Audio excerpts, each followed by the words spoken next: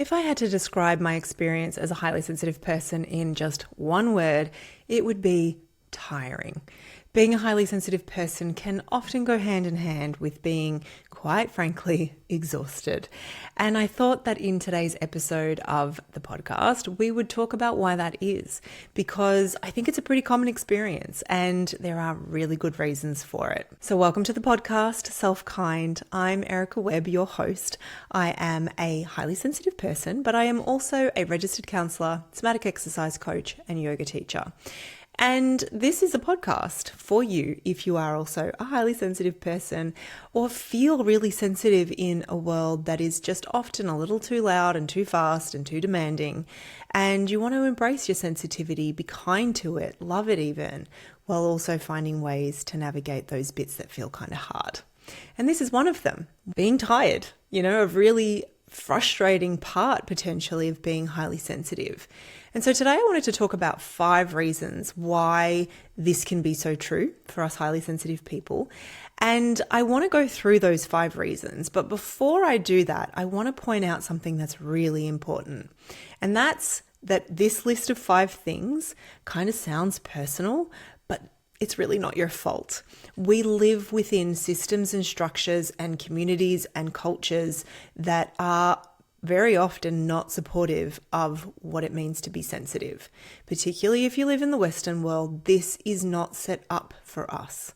And so as I talk through these reasons why it can be so tiring to be a highly sensitive person, what I really don't want you to hear is that it's all your fault or that you're just not trying hard enough, because quite frankly, most of us are trying very damn hard. And so I really don't want this to be here's all the things you're doing wrong. That is absolutely not how it's intended. But here's some of the ways that our sensitivity and our environments interact to mean that we often end up really tired. And so because so much of this is kind of systemic, right? It's the structures that we live in and the cultures that we're immersed in. They are often not super quick fixes either. That said, there is so much room here for us to be curious in how we can support our own sensitivity. So it's not a lost game. We absolutely have some agency within this. And I hope that this sparks some thoughts for you around, okay, if the structures that exist aren't supportive to my sensitivity, how can I start saying no to some of them perhaps? Or how can I start building in these sort of safe spaces for myself to be able to nurture my sensitivity a little more? So the first reason, so we're going to go through 5. The first reason why being highly sensitive can be really tiring is the really obvious one. The fact that we are taking in a lot of information, and that's a modern world problem, right? There's so much stuff going on. And as highly sensitive people, you are picking up on more of it, because that's what it is to be highly sensitive. You are aware of more of the subtle things. And so you're taking in a lot of information. And then not only that, but you are also then processing that information deeply, and not by choice, but because that is how your brain works. And so you can imagine, and this is very much what we talked about last week on the podcast when we talked about why are we always tense, right? Why are my muscles always sore? We talked about the fact that it's kind of just burdensome on a system when we are constantly taking in lots of information and then processing it really deeply. So as a point of curiosity for you as you're thinking, okay, well, what can I do about that? This is why I think it's really important for us to build kind of safe, quiet spaces for ourselves where we can have pauses and breaks from all of that input. And that could be something as simple as controlling the lighting in your own space, to something as extravagant as, taking 20 minutes, I say extravagant, tongue in cheek, extravagant as, putting an eye mask on and lying in a dark, quiet room for 20 minutes. So they can be, different things. And the idea though being, how do we at some point in the day limit the amount of information that our brain and body and nervous system is trying to process? The second reason why it can be so tiring to be a highly sensitive person is the fact that we often have very variable energy as highly sensitive people. So we can be like up one day and down the next, or up in the morning and down in the afternoon. And it can be a little bit dependent on, what information we're taking in. It can be very dependent on the emotional sort of environment that we're in. I will be drained a lot more quickly if I am in a situation that is emotionally draining than if it's not. If I'm in a noisy environment, I will, drain my system more quickly. And you'll be the same with your own sensitivities. And so when we have this variable energy, but we're expected to perform as though we don't, right? Show up to work between the same hours every day, Monday through Friday, or whatever days you work, or show up in our families, or show up in our relationships or our friendships with this kind of consistent energy, that can be exhausting because we don't have it to give. And yet we're very good at digging deep and trying to find it. But we're kind of skimming from an empty pool. There's nothing there to take. And I see this so often in my clients where we then see that as a personal deficit. Like, should I just try harder? Should I just do more? What is wrong with me? And when we can start to see it as it's actually nothing wrong with you, you're sensitive. And so you do not have, I don't think any human has energy that is exactly the same moment to moment, day by day, month by month, all over across time. But as highly sensitive people, that is probably even more true, that your energy is going to be variable. And so if you're in a system that doesn't allow for you to respond to that variable energy, you're going to be more tired because it is taxing on a system that is already taxed. I want to offer one, point of curiosity for that too then. If it's true that you have variable energy and yet the world expects you to show up as if you don't, whilst you might not be able to change some parts of that immediately, what I would suggest is, can you change your own expectations in times and places where that's possible? So do I really need to vacuum the floors today when I notice that my energy is low? Do I really need to, do every item on my to-do list just because it's there when I recognize that my energy is not at its greatest today? So how can I, in small ways, start to honor that and say, yeah, this is a part of what it is to be me? And when we can come from that place of respect, I think it really changes things. The third reason why it can be really tiring as a highly sensitive person is the mental exhaustion of being a people pleaser. So people pleasing, trying to keep everybody happy, tends to be something that a lot of highly sensitive people understand. And I laugh because I definitely understand it. But when we are people pleasing, then what can often happen is we are giving away resources that we do not have. Usually our time, our energy, sometimes even our money. We are giving away what we do not have to give, but we are doing it because we are prioritizing either the needs, the wants, or even guessing at them, right, of other people. We're guessing what they need. We want them to stay happy. We want them not to be mad. We want them not to be sad. We want them to have an easy life. And we feel responsible for that. And so when you are the kind of highly sensitive person who resonates with this idea of being a people pleaser, that can be very exhausting because you will say yes when you mean no. You will say no when you mean yes, and you will miss out on opportunities and you will take opportunities that you never wanted. And so you may end up overcommitted, giving more than you have to give.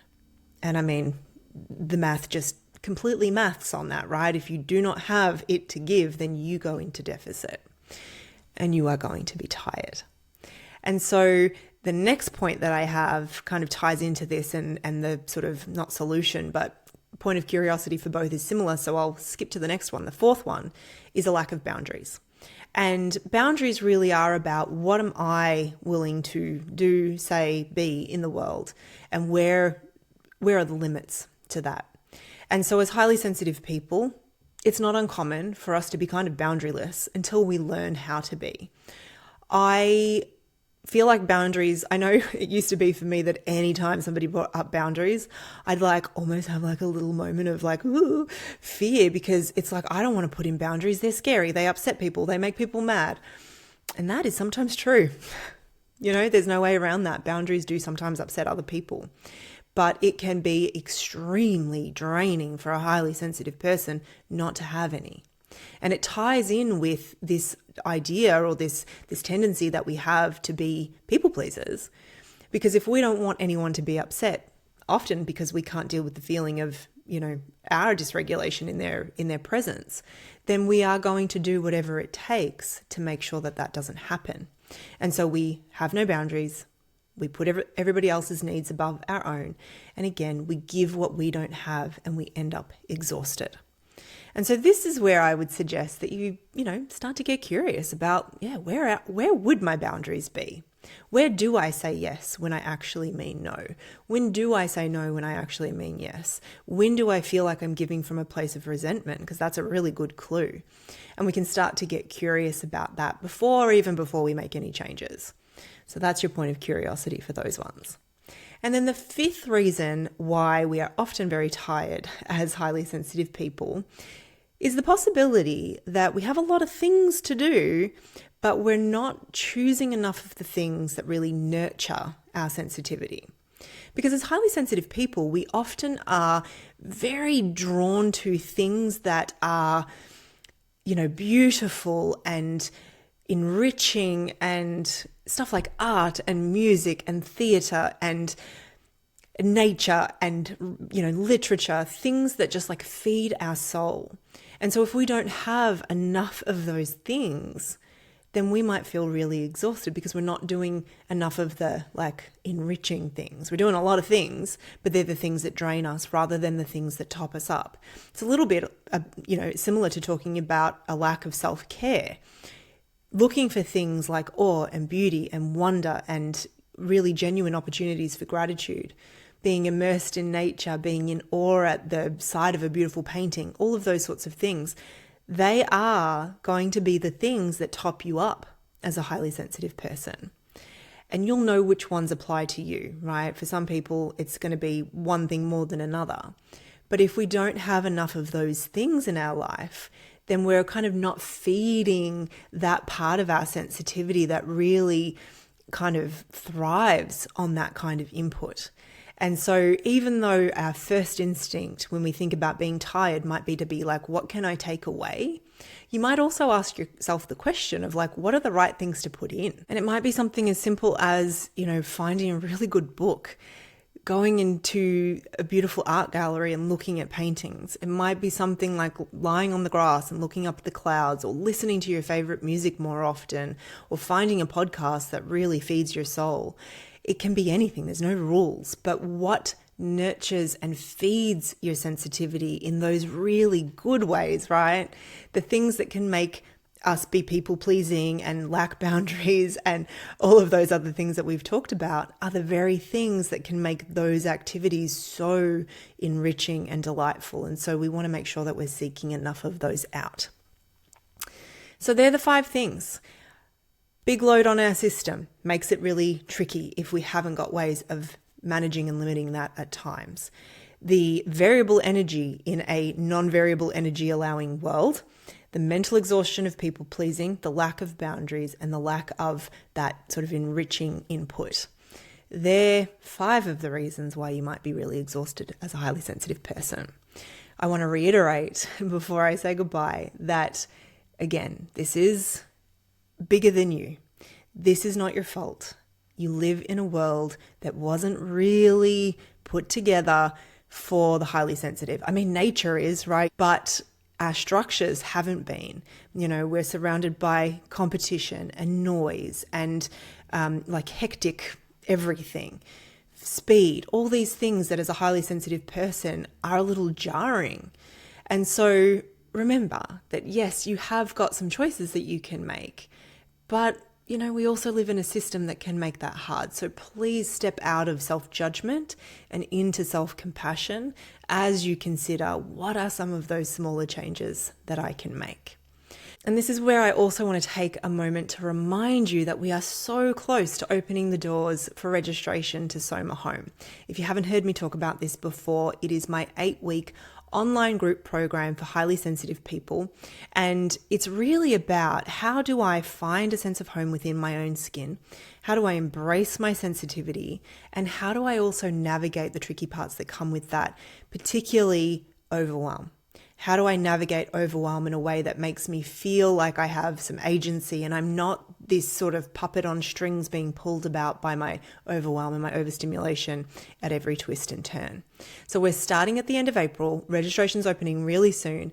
And depending on when you're watching or listening, that might be soon or in the past or in the future, who knows. But if you go to ericawebb.com.au/SOMA-home, that's SOMA-HOME, you will find all the details there.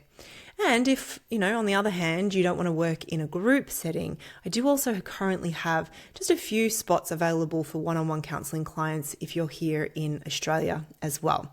So if that is something that you're interested in, I will pop the details in the notes and you can click on the link there. All right, until next time, keep being kind to yourselves, and I will talk to you again really soon.